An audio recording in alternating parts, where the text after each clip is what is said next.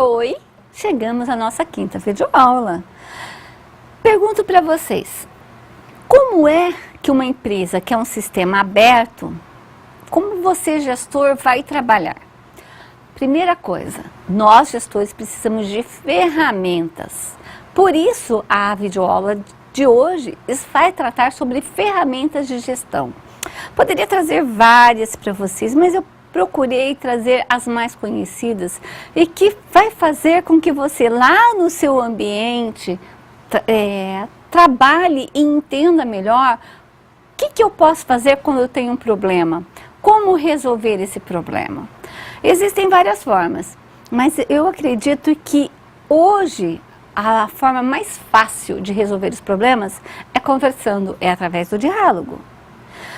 Às vezes você como gestor não tem o resultado, não tem a resposta para aquele problema, mas o seu funcionário, o teu subordinado, por executar no dia a dia, talvez entenda muito mais e possa, com isso, facilitar o seu entendimento. O slide que eu trago agora para vocês, ele vai explicar exatamente dois modelos de ferramenta de gestão. O primeiro é o que nós chamamos de brainstorming. O que é o brainstorming? Brainstorming é uma tempestade de ideia, ou como eu diria nossos queridos mineiros, né? Um toró de palpites. Por quê? Porque quando nós falamos em brainstorming, significa que nós vamos, como pessoas, nos unirmos e conversarmos a respeito, ter várias ideias. E normalmente algumas são absurdas, mas aquela ideia começa a surgir novas ideias e a criatividade aguça.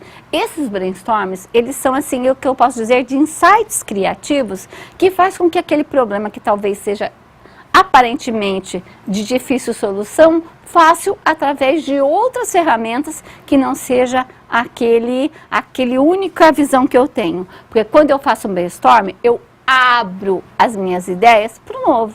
E para isso eu tenho que estar aberto às mudanças. E nós falamos tanto disso, né? O segundo exemplo que tem lá no slide fala sobre a espinha de peixe, ou então chamado, né? O gráfico de Ishikawa. O que ele quer dizer? Ele quer dizer que toda ação tem uma reação. Então eu tenho um problema. Eu tenho que ver a causa do efeito, tá? Quais são as causas? E para cada causa eu tenho um método, um material e uma mão de obra para trabalhar. E esse método, essa mão de obra, pode ter um impacto. Então, qual é o método? Eu tenho que atingir a método e a causa. Então, um método de trabalho, por exemplo, qual é a causa que vai impactar no meio ambiente? O material que eu vou utilizar, qual é a medida que eu preciso para ele? A mão de obra, vou usar pessoas ou vou transformar em máquinas?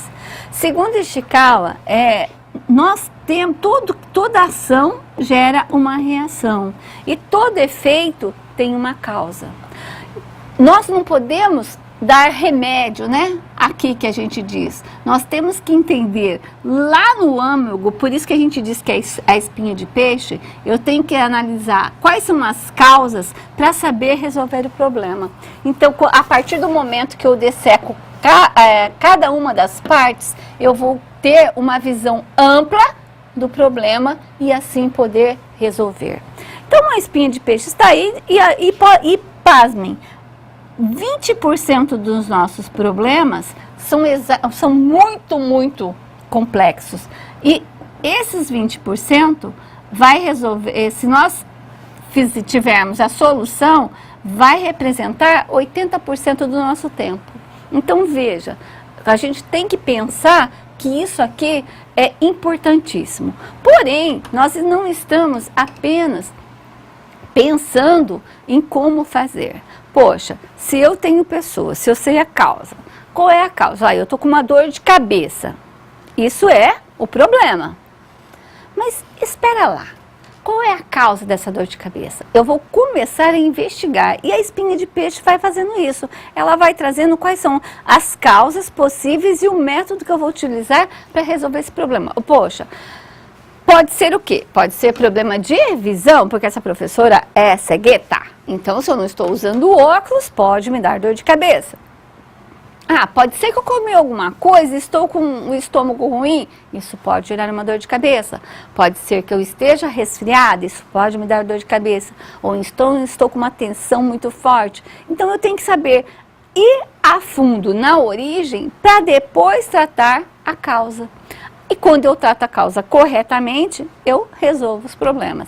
Isso é o que a sacada dos japoneses, né, através do gráfico de Chikawa. Mas também nós temos uma coisa chamada divisão de tarefas. Uma empresa, ela tem que não pode ser gerenciada ao bel prazer. Ela tem que ter uma estrutura. O que é uma estrutura? Um centro de controle. E o slide vai mostrar exatamente isso, através do quê? Do organograma. Vamos ao quadro? Quando nós falamos a divisão das tarefas, nós estamos falando de um organograma. O que é um organograma? É como a empresa está estruturada. Então, vamos dar um exemplo de uma prefeitura. Eu tenho aqui como pessoa o prefeito, aqui os diretores, né, que ele chama diretor de obras, diretor de saúde, ou secretário de saúde. Abaixo deles vem os setores de cada um. Então, o setor de obras eu tenho o de pavimentação, eu tenho o de cemitério, sei lá, e assim por diante, até chegar na parte mais baixa da pirâmide. Então, nós podemos dizer que todo organograma representa cada caixinha dessa o cargo que cada pessoa ocupa, e dentro desse cargo está escrito as funções.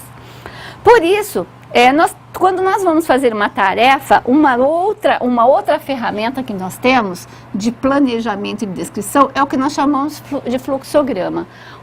O fluxograma, ele vai dizer como é a tarefa. E eu peguei um exemplo muito simples para vocês, que é de um domingo. Quem de vocês não gosta de um domingo? Como é que a gente inicia o domingo? Acordando. Então eu acordo e vou tomar café. Aí eu vou começar a tomar as decisões. Primeira coisa, tomo café e percebo, é dia de sol? Então, se é dia de sol, se a resposta minha for que sim, eu tenho como opção, então eu vou à praia. Não vou à praia, tá chovendo. Se tá chovendo, então se aqui fosse não, eu vou o quê? Vou ler um jornal. Ou se tá sol, também posso tomar a decisão de ler o jornal. Por que não? Vai depender daquilo que eu quero. Bom, depois que eu voltar da praia, eu posso ir ao cinema, tá? Vou fazer uma refeição. Ao final do dia, eu vou dormir. Lógico que entre esse espaço tem várias decisões que eu vou tomar de sim ou não. E vou terminar meu domingo, provavelmente assistindo o jornal, né? E me preparando para segunda-feira. Então, nas empresas também, você vai fazer um fluxograma. O que eu quero fazer?